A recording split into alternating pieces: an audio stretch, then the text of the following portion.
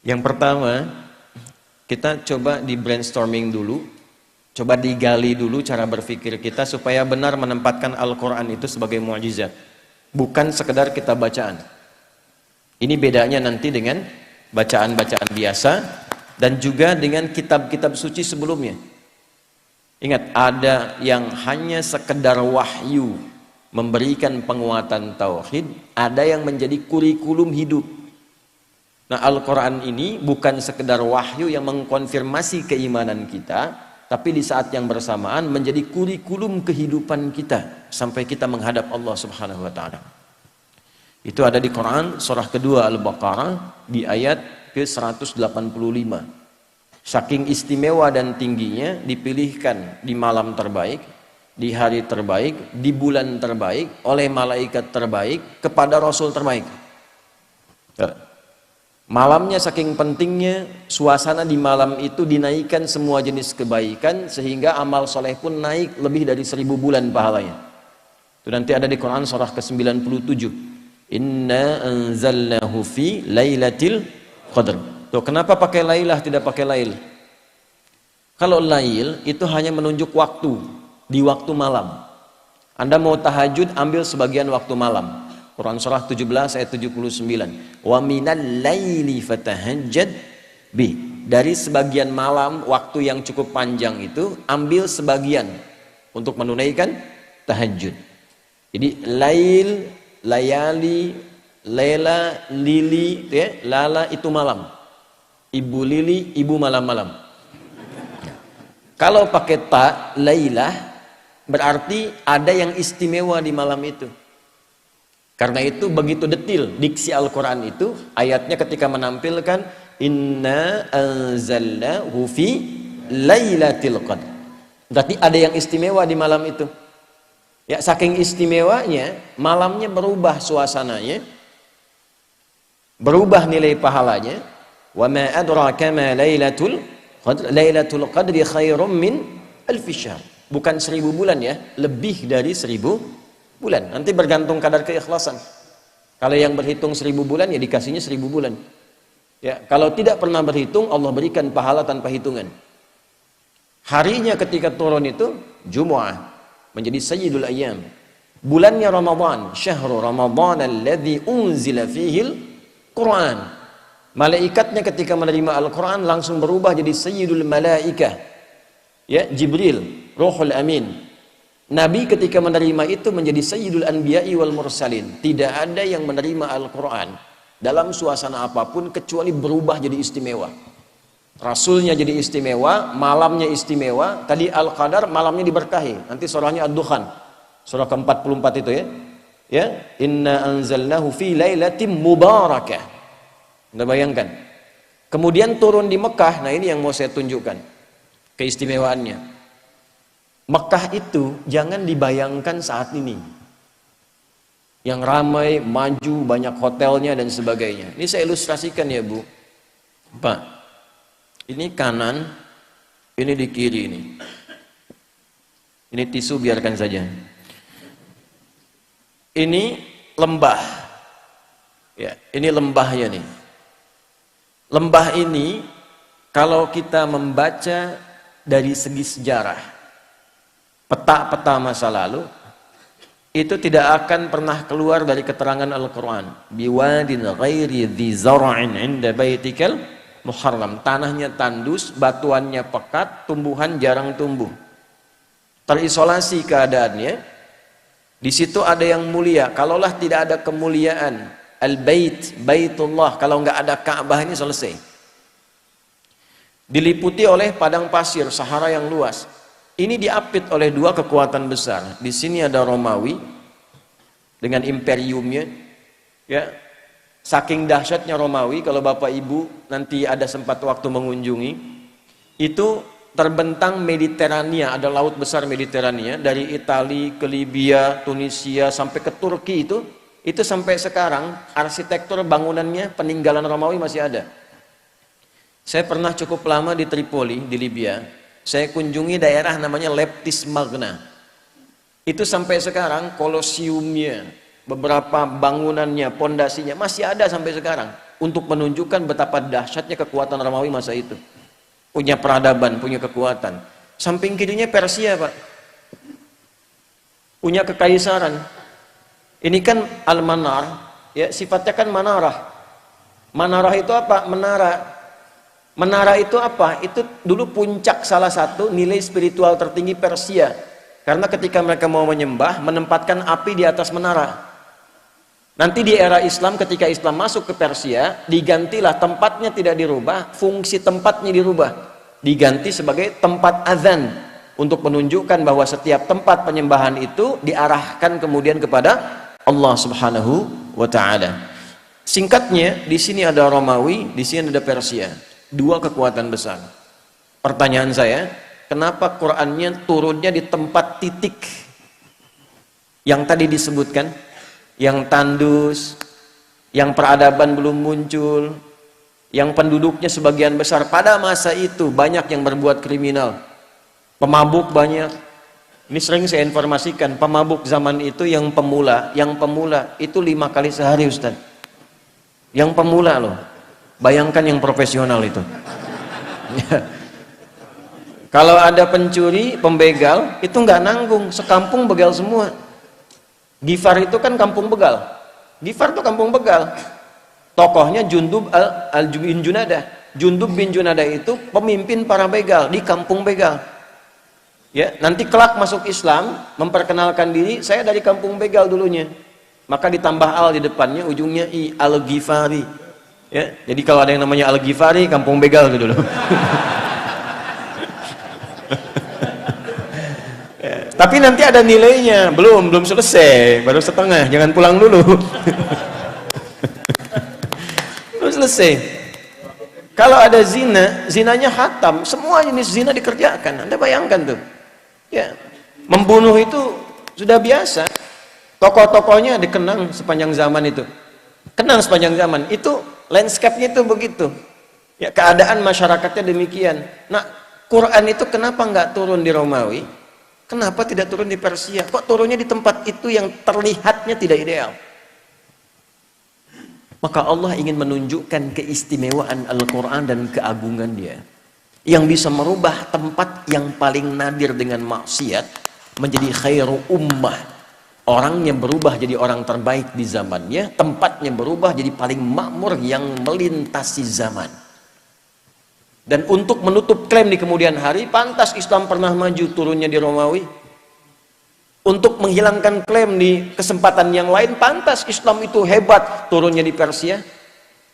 Tapi ketika diturunkan di tempat yang paling rendah, belum ada peradaban, belum ada kemajuan, maka Allah ingin membungkam siapapun yang menyangkal keistimewaan Al-Quran. Dibuktikan di setiap zaman Quran diturunkan di titik yang paling rendah di muka bumi, masyarakatnya paling kontroversial, maksiatnya paling banyak, bisa dirubah oleh Quran dengan satu kilatan yang luar biasa menjadi manusia terbaik yang dikenang sepanjang zaman. Dan itu dulu orang berubah itu dengan ayat-ayat pendek, Pak, Bu. Ibu kenal Bilal bin Rabah? Ayo, kenal di mana itu? Atau ya, Bilal itu kan hafalnya baru Al-Ikhlas coba. Tapi kekuatan Al-Ikhlas itu bisa menajamkan hatinya, pikirannya, dan memberi kekuatan pada fisiknya.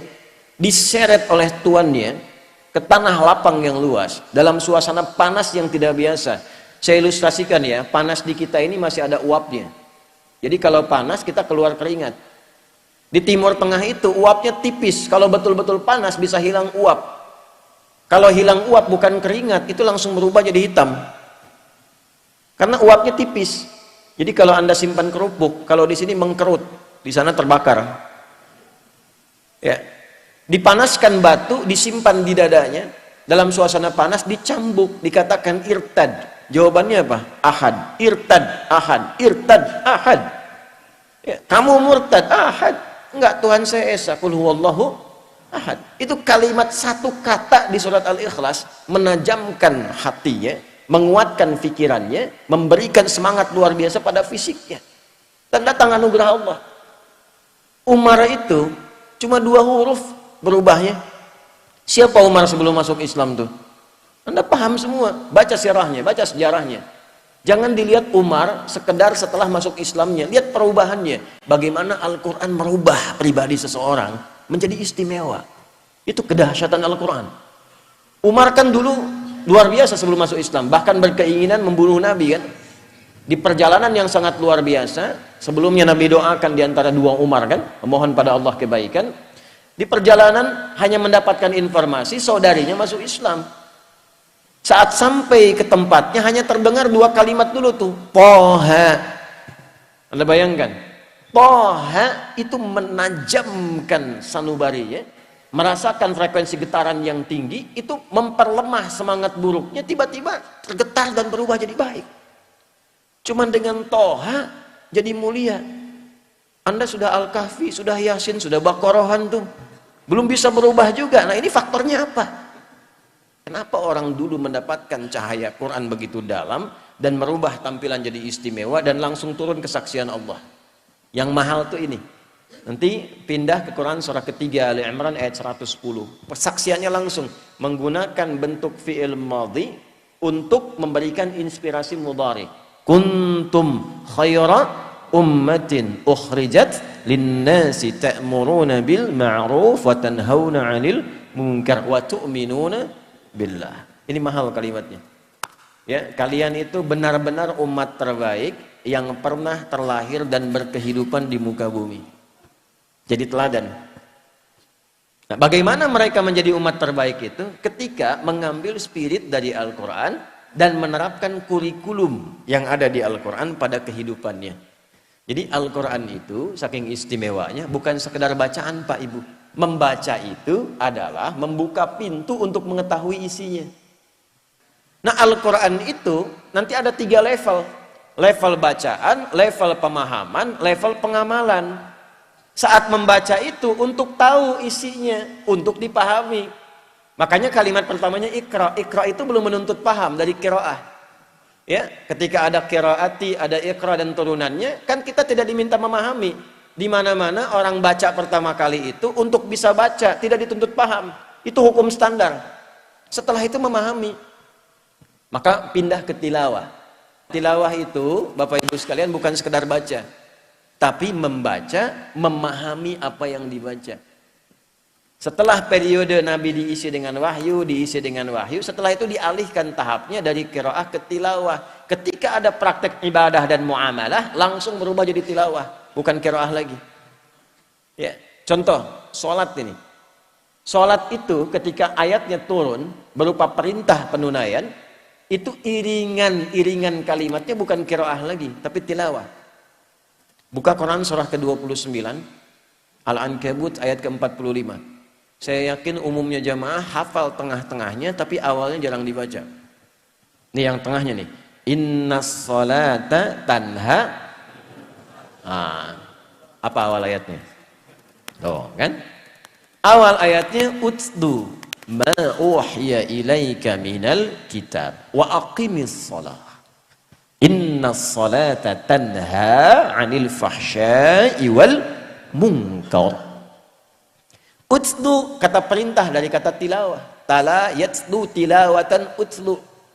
Wahyu pertama Iqra bismi rabbikal ladzi khalaq. Setelah terkumpul wahyu ada perintah ibadah utlu.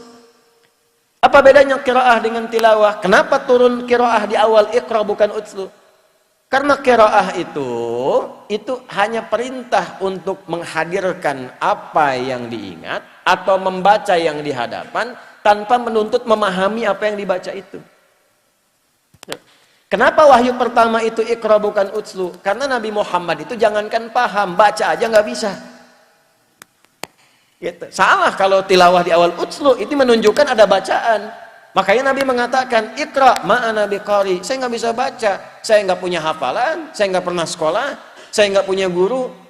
Kenapa dibuat Nabi itu oleh Allah ditetapkan ummi? Untuk menunjukkan Qur'annya orisinil bersumber dari Allah. Litakidi ummiyati Muhammad sallallahu alaihi wasallam, untuk menguatkan Nabi itu seorang ummi, untuk menunjukkan pada semesta bahwa Al-Quran itu orisinil firman Allah, tidak ada campur tangan Nabi Muhammad di dalamnya. Pernah nggak ngaji ayat Quran yang membimbing bisnis itu apa? Hadis-hadisnya apa? Keluarkan Kitabul Buyu'. Bimbingan dari Al-Quran dan hadis mengantarkan pada bisnis yang sukses dan membahagiakan. Tidak pernah ada sahabat, tidak pernah ada tabi'in, dan orang-orang sukses yang kita kenang sebagai orang kaya luar biasa yang mengamalkan petunjuk itu dalam pekerjaannya, kecuali dagang dan bisnisnya tidak pernah kembali modal. Selalu kembali untung. Tidak pernah kembali modal, selalu untung. Ya, saya mengatakan ini karena saya meriset, Pak. Saya riset, Abdurrahman bin Auf itu pernah saya riset. Dari mulai modal pakaian, mempraktekkan petunjuk bisnis dalam Al-Quran, dipraktekkan petunjuk nabinya, jadi orang paling kaya di masanya, yang kalau kita hitung valuasi hartanya, nilai hartanya di era sekarang, itu saat meninggal mewariskan 14.000 triliun. Utsman bin Affan radhiyallahu ta'ala anhu, asetnya masih ada sampai sekarang. Anda kalau umrah lewat itu, ya, jalur itu pasti melewati satu hotel warnanya krem, itu tulisannya jelas wakaf Utsman bin Affan radhiyallahu taala anhu, wakaf. Bisa nggak Anda membayangkan dari satu sumur, ada kebun di situ, satu sumur diwakafkan, lalu berganti masa dialih fungsikan, itu sekarang jadi hotel, dibukakan akun di Bank Saudi atas nama Utsman bin Affan radhiyallahu taala anhu. Setiap ada penghasilan dimasukkan ke situ, disodakohkan untuk kepentingan umat Islam. Orangnya sudah wafat 15 abad yang lalu, nggak ada orangnya, akunnya ada. Kita orangnya ada, akunnya nggak ada. Ada cek. Nah itu yang merubah itu apa? Al-Quran. Sehingga sahabat itu, mereka punya passion, punya bakat, dialirkan dan jadi pilihan. Kan 4 ya, Anda tinggal lihat di 4 ini. 1 kedudukan, ilmu yang kedua, 3 harta, yang keempat tenaga. Anda mau pilih yang mana? Tentukan salah satu. Tentukan salah satu dari 4 ini. Ya, di kedudukan silakan. Ya, dari yang paling tinggi misalnya dari presiden, jadi gubernur, jadi wali kota sampai ke bawahnya terus gitu. Nanti lihat belajar pedomannya bagaimana jadi pemimpin yang baik, turunkan. Maka di situ kita punya tokohnya, ada Abu Bakar, ada Umar dan turunan-turunannya, sejahtera. Setiap di copy paste di generasi setelahnya makmur. Karena memang tidak dibatasi di waktu tertentu. Silahkan Anda cek. Di era Umar bin Abdul Aziz kan bukan eranya sahabat. Hebat juga, luar biasa juga. Sampai masa keemasan dibawa. Terbalik ketika Qur'annya ditinggalkan, malas ngajinya, hadisnya jauh, selesai. Jatuh. Silahkan cek dalam sejarah. Masa-masa keemasan orang-orang Islam pada masa itu ketika dekat dengan Al-Quran. Ulamanya masih didengar, dijaga, diamalkan, ilmuwan makin banyak, sampai ke Andalusia, sampai di Iberia, sampai Mensibwa, sampai disebutkannya peradaban Islam di Spanyol, peradaban Islam di Portugal, peradaban Islam di A, B, C, dan sebagainya. Kapan? Ketika dekat dengan Al-Quran. Ketika Qurannya mulai jauh, mulai sibuk dengan dunia, jatuh. Nah ini yang mau saya tekankan di bagian yang pertama. Ilmu silahkan, kita punya tokohnya, ada Ali bin Abi Thalib, ada sahabat Abu Hurairah radhiyallahu taala anhuma jami'an, ya. Kemudian di babnya apa lagi? Harta, ada Utsman bin Affan, Abdurrahman bin Auf, ada Talhah dan sebagainya. Bab tenaga siapa? Ada Bilal bin Rabah. Apa Bilal pernah dikenal sebagai crazy rich di zaman Nabi? Tidak. Bagawan pengetahuan? Tidak. Punya kedudukan? Tidak. Apa pekerjaannya? Adzan. Tapi pernah nggak Anda mendengar begini?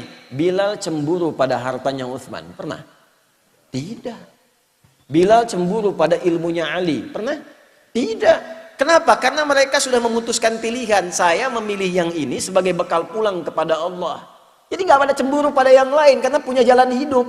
Saya memilih adzan. Kenapa? Karena saat adzan Allahu Akbar, Allahu Akbar. Begitu selesai Nabi komen.